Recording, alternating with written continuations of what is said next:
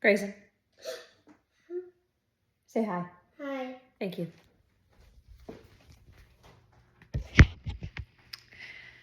Hi, my name is Jade, and today I want to tell you about the person who shaped my life in the most meaningful way. That, for me, is my grandmother. For most people, a grandma and a grandparent is somebody that they see on holidays for special occasions like birthdays. But for me, my grandma was somebody that I spent pretty much every day of my life speaking to. She really helped shape me into who I wanted to be as a person. Our relationship started out strong from the beginning. I grew up living with her for the first 5 years of my life because my mom had me when she was a teenager. She took care of me while my mom worked and was an everyday part of my life. From when I moved out in 2005, there forward, I spent pretty much 3 to 5 days a week with her anyway, because she still watched us after school while my parents worked, and she was always very active in our lives. She was also a really amazing human being. Yeah. She volunteered in our church, ran our children's church program, and counseled with people everywhere we went.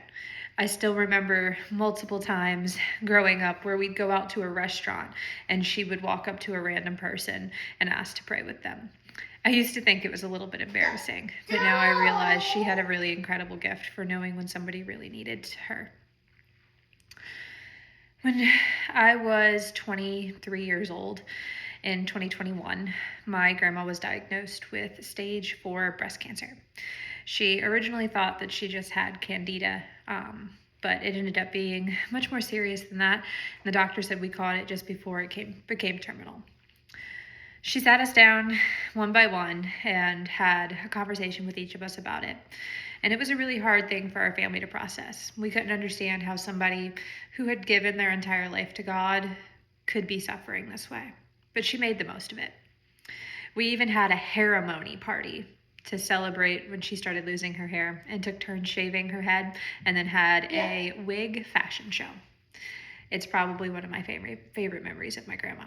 She could always turn any bad situation into something really fun. Unfortunately, we did lose my grandmother in 2024 in September.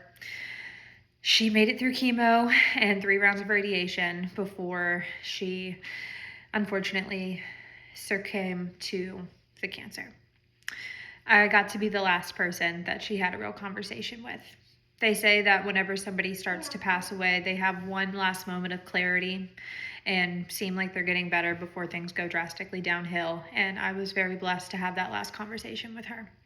We were able to talk about how I always felt like in my life she was the only person who truly loved me for me, or anybody for who they were, honestly. She never judged, and she never had anything bad to say about anybody. And that's why I truly hope that one day I can be just like her. I know I'm not there yet, and it's been very hard since 2024 to continue on life without her. But I know that she's a part of every decision I make because I try to make every decision thinking about what she would do.